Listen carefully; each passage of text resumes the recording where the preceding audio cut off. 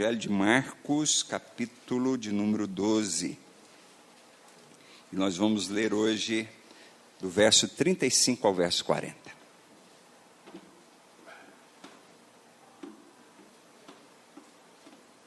Marcos, capítulo de número 12, do versículo 35 ao versículo de número 40.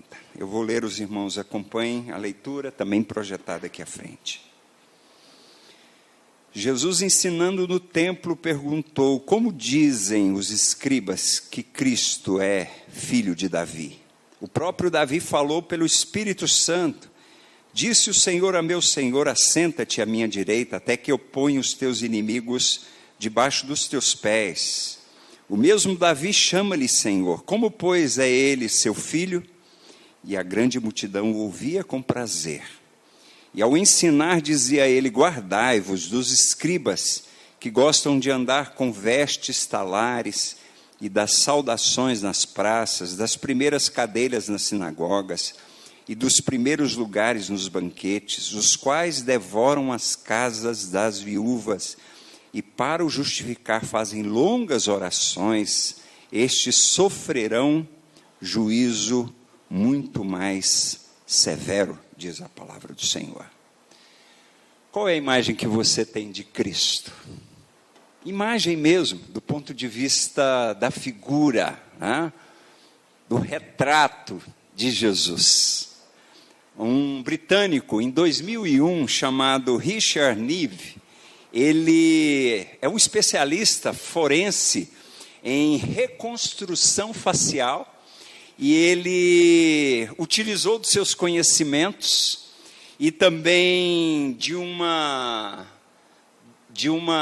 noção científica de crânios, de pelo menos 3 crânios que foram descobertos na região do Oriente Médio, na Palestina, da época de Jesus. Provavelmente esses crânios representam pessoas que viveram próximos ao tempo de Cristo.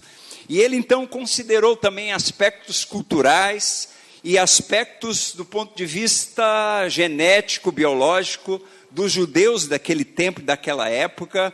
E esse estudioso então afirmou que Jesus, ele tinha as seguintes características: ele era moreno, ele era baixinho, aproximadamente 1,60 m, ele tinha os cabelos crespos e cabelos bem aparados, como era o costume dos judeus daquela época. Meus queridos, isso pouca relevância tem para nós, não é? Não estamos preocupados, de fato, com a imagem, a figura de Cristo, porque as Escrituras, especialmente o Novo Testamento, na época de Jesus, nenhum dos seus autores teve a preocupação de narrar a respeito de como era a imagem pessoal na figura humana de Jesus Cristo. A não ser, basicamente, 2 textos, né? Um que se encontra em João, capítulo 8, verso 57, quando então os religiosos, confrontando Jesus, eles disseram assim: ainda não tens nem 50 anos e viste Abraão? Veja, meus irmãos, Jesus tinha aproximadamente ali entre 30 e 33 anos, e alguém que quer dar uma estimativa para o outro da aparência, é muito distante a idade de 30 e poucos anos para 50 anos, o que levam os estudiosos a pensar que Jesus tinha uma aparência muito mais velha do que de fato ele tinha na idade. Outro texto que nos fala a respeito da figura de Cristo, também não numa descrição tão literal assim, que é Isaías, capítulo 53, verso 2, quando diz: não tinha aparência, nem formosura, olhámo-lo, mas nenhuma beleza havia que nos agradasse nele. Isaías quer dizer que não era isso que atrairia as pessoas para Cristo. E ainda, um professor que eu pesquisei, olhando sobre o que eles falam sobre a figura de Cristo, um professor aqui de uma Universidade Federal do Rio de Janeiro, professor de História, Departamento de História, chamado André Leonardo Chivatarsi, ele disse o seguinte, Ele é autor de um livro intitulado Jesus Histórico, uma brevíssima introdução. E ele afirma que a ausência desses dados, da aparência de Jesus, ela é muito significativa e mostra o seguinte, que os primeiros seguidores de Jesus, eles não se preocupavam com tal informação. Para os crentes da igreja primitiva, o mais importante era registrar as palavras e as ideias e o modo de vida dele, do que dizer de como ele era na sua aparência física.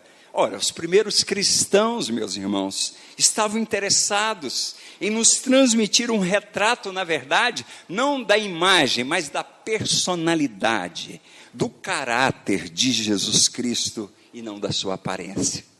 Olha, é com esse registro que nós temos aqui no Evangelho de Marcos, no capítulo 12, que eu li agora com os irmãos, nós vamos ter um bom exemplo disso. Essa passagem, ela indica Jesus com traços fortíssimos de personalidade. Ele é alguém que, se nós imaginamos Jesus, uma pessoa frágil, uma pessoa indolente, uma pessoa que não tem firmeza nas suas palavras, então eu quero que você olhe para esse texto e saia daqui com a impressão fortíssima de que essa não é propriamente a figura de Cristo, porque a figura de Jesus, é uma figura muito forte.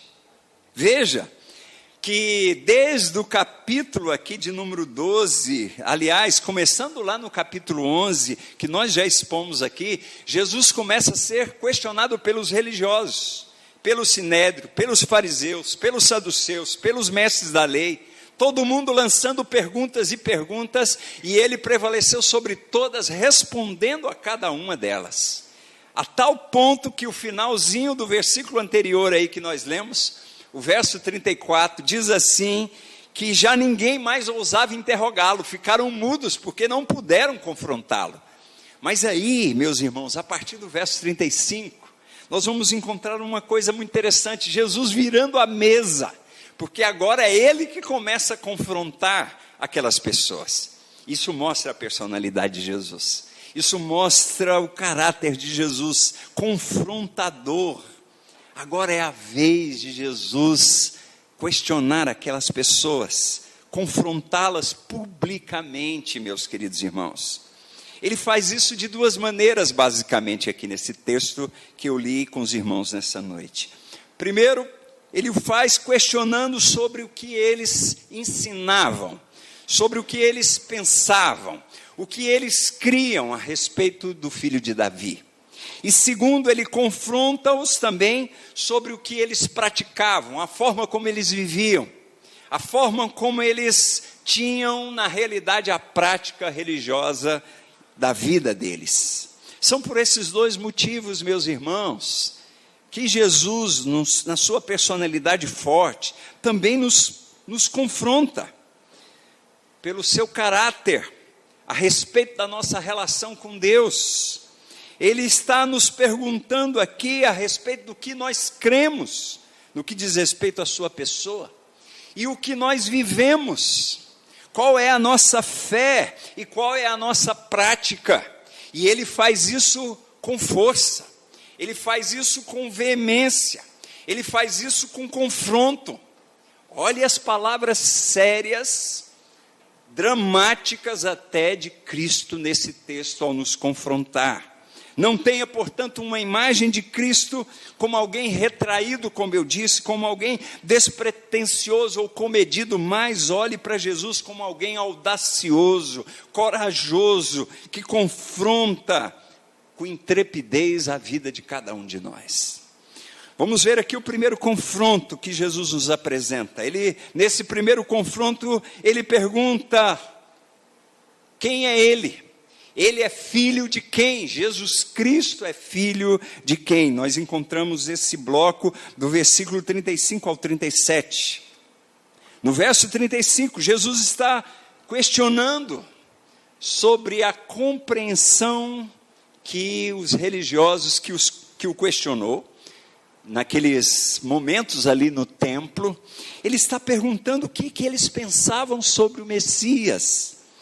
Meus irmãos, nos evangelhos, Mateus, Marcos, Lucas, especialmente, que são sinóticos, mas também no evangelho de João, a palavra Cristo não é um nome ainda. Ela vai se tornar um nome já nas cartas, especialmente nas cartas do apóstolo Paulo.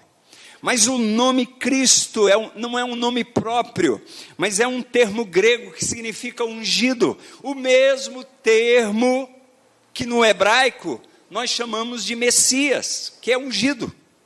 O rei ungido de Deus. Portanto, esse título aí, o filho de Davi, quando Jesus pergunta no verso 35, como dizem os escribas que o Cristo, que o Messias, que o ungido, ele é o filho de Davi. É isso que Jesus está perguntando para esses homens. Meus irmãos, o que Jesus quer dizer aqui é que o filho de Davi, o Messias, tem uma compreensão muito mais extensa do que pensavam os religiosos, os fariseus, os saduceus, os mestres da lei, os escribas. Ele era muito mais do que eles imaginavam. Eles erravam, meus irmãos, em compreender o Messias como um simples conquistador político. Essa era a primeira ideia desses religiosos naquele tempo. Por isso o versículo 35 está perguntando sobre isso, sobre o filho de Davi. É um termo messiânico, que os judeus mesclavam com a esperança e os sonhos, finalidades e ambições políticas e nacionalistas. Embora a afirmação nas escrituras é de que o Messias viria da linhagem, do trono e da descendência de Davi. Jesus não está negando isso, meus irmãos. Ele aceita esse título, ele é de fato filho de Davi. Mas o erro aqui, justamente, meus irmãos, que Jesus contesta com força, no seu caráter ímpeto, no seu caráter veemente, é dessa conotação política que afirma que ele não veio senão fundar um reino terreno. Não, Jesus não veio para isso. O interesse dele não é esse. Ele veio justamente para reconciliar os homens, as pessoas com Deus. Esse é o propósito de Deus. É de um reino celestial, é de um reino espiritual. Por isso que nós não podemos botar a nossa expectativa no Evangelho, na nossa fé, na nossa religião, a uma expectativa política ou nacionalista. Nós seremos infelizes se fizermos isso. Por isso Paulo disse, a nossa esperança em Cristo se limita apenas às coisas dessa vida. Nós somos os mais infelizes de todos os homens. Segundo, meus irmãos, eles erram em compreender o Messias só como um descendente humano. O verso 36, veja o que diz. O próprio Davi falou pelo Espírito Santo, disse o Senhor ao meu Senhor, assenta-te à minha direita até que eu ponha os teus inimigos debaixo dos teus pés. Os judeus, meus irmãos, eles começaram a considerar Jesus como alguém que era humano simplesmente. Jesus aqui está citando o Salmo 110, tido como um salmo messiânico, escrito por Davi. E nessa afirmação, Davi está fazendo uma distinção, quando ele diz, disse o Senhor, e a palavra Senhor lá é Iavé, ao meu Senhor, e a palavra lá é Adonai, que significa Senhor também, presente. Os dois termos hebraicos significam Senhor, só que Iavé era um termo mais pesado, mais significativo para o judeu, que ele considerava um termo sagrado e utilizava ele poucas vezes. Tanto é que nós não sabemos qual é a pronúncia desse termo propriamente, porque uns dizem Jeová, eu pronunciei Iavé, mas só temos as 4 letras consoantes que é o hebraico originalmente falando. E aí então, o que nós temos nesse texto? Disse o Senhor, o Deus, Iavé, Supremo, ao meu Senhor, Adonai, que é a figura do Messias. E aí melhor dizendo, Jesus diz assim, olha, O que Davi está dizendo? Como é que ele chama o Messias? Ele chama o Messias de meu Senhor. Como é que ele é filho de Davi e ele chama ele de meu Senhor? Não pode ser. Isso significa que Jesus, mais uma vez, não está rejeitando a expressão filho de Davi. O que ele está fazendo é estendendo numa maior dimensão o significado de filho de Davi. O Messias não é um homem simplesmente, ele é o Filho de Deus, Jesus está dizendo. Ele é o próprio Deus, encarnado, meus irmãos. Esse título aqui é mais do que uma descendência humana, ele tem a ver com uma descendência divina. Meus queridos irmãos, nós somos provados em relação ao que pensamos, ao que consideramos sobre Cristo. Na história da igreja, meus irmãos, essa parte sobre a pessoa de Cristo sempre foi um ponto muito delicado, desde o primeiro século. Especialmente o primeiro, segundo século, houveram debates e debates sobre a pessoa de Cristo. Por exemplo, apresentaram um grupo chamado de ebionistas. Esse grupo começou a dizer que Jesus era um homem simples, com dons e talentos especiais. Depois vieram os docetistas, e os docetistas começaram a dizer que ele era Deus, mas que ele tinha apenas uma aparência de humano, ele não era humano. Depois vieram os gnósticos, já ainda no primeiro e segundo século, eles separaram Jesus de Cristo. Jesus era humano e Cristo era um espírito elevado. Depois vieram também os arianos, do século IV, e esses indivíduos disseram assim: olha, Cristo era o maior elemento, o elemento mais especial de toda a criação. E por fim, vieram os eutiquianos, que disseram: olha, ele era Deus, mas ele não era humano. Meus irmãos, nós falhamos todas as vezes que olhamos para Cristo, ou meramente como humano, como era o caso dos judeus. O Messias era apenas uma figura humana, um libertador, que viria, do ponto de vista nacional, salvar o povo. Ou então nós pecamos quando perdemos de vista de dizer que ele é apenas Deus e não era humano. Jesus, ele tinha essas duas naturezas. Ele era tanto Deus quanto homem, 100% Deus, 100% homem, para que o seu sacrifício fosse válido no nosso lugar. E eu pergunto para você, o que é que você pensa de Jesus? Como é que você considera Cristo? Como é que você leva em consideração ser e a pessoa de Cristo? Esse é um ponto muito decisivo que Cristo nos confronta. Ele quer saber de você. O que você pensa a respeito dele? O segundo confronto que nós temos aqui, meus irmãos, é um confronto ainda mais audacioso da parte de Jesus e mais confrontador.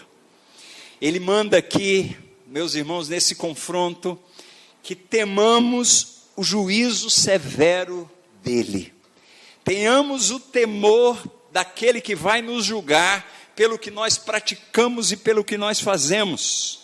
Então, de um ataque que Jesus faz à doutrina dos escribas, Jesus agora parte para um confronto contra a prática daqueles homens. Nós devemos temer o juízo de Deus. Quando, meus irmãos? Quando nós falamos e não praticamos a palavra de Deus. Olha o verso 38, Jesus diz: guardai-vos dos escribas. Ele está chamando a nossa atenção para o cuidado que nós devemos ter em relação a esses homens. E qual é essa preocupação de Jesus? Qual é o cuidado que nós devemos ter com a prática da vida daqueles homens? E Jesus começa a descrever uma forma de vida terrível que eles viviam, apesar da aparência de religiosidade. Meus irmãos, isso nos faz lembrar que a parte mais difícil da ministração da palavra de Deus, não é isso que eu estou fazendo aqui nesse momento.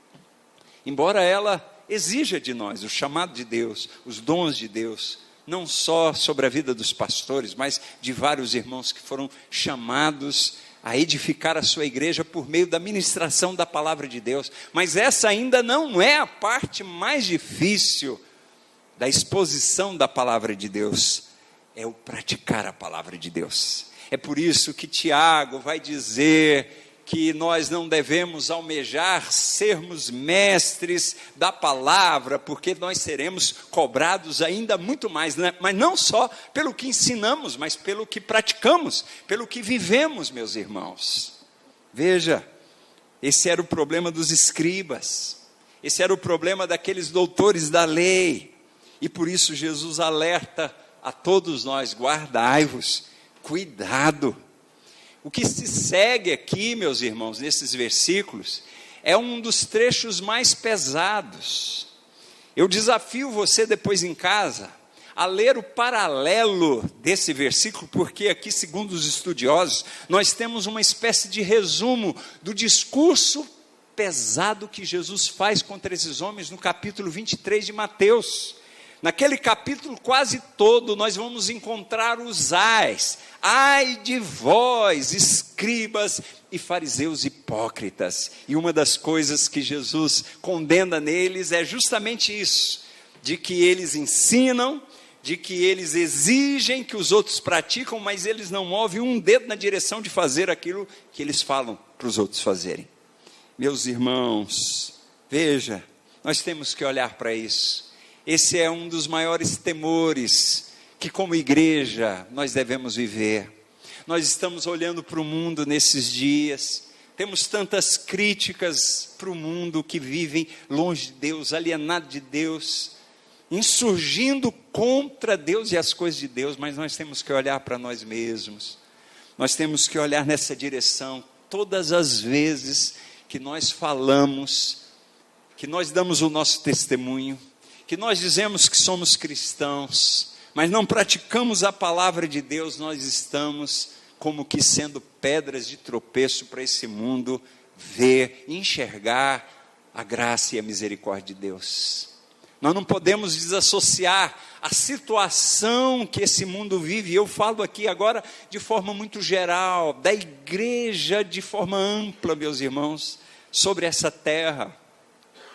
Cada cicatriz que essa geração tem, como diz grande pastor, estudioso da palavra de Deus da década de 60, 70, 80, Francis Schaeffer, ele disse isso: cada cicatriz que essa geração tem, cada lágrima que um jovem, um adolescente, um pai de família derrama, cada viagem com drogas não podem ser separadas do fato de que a igreja se tornou infiel, não vivendo a palavra de Deus, praticando as escrituras.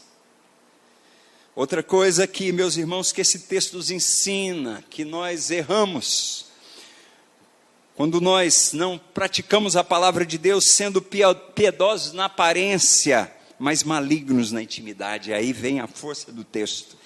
Verso 38, diz assim: gostam de andar com vestes talares, das saudações nas praças. Verso 39, das primeiras cadeiras nas sinagogas, dos primeiros lugares nos banquetes. E aí entra o verso 40, os quais devoram as casas das viúvas. Esse texto aqui, meus irmãos, não é um texto simples, não é um texto fácil de traduzir. O que significa propriamente devorar as viúvas, ou as casas das viúvas?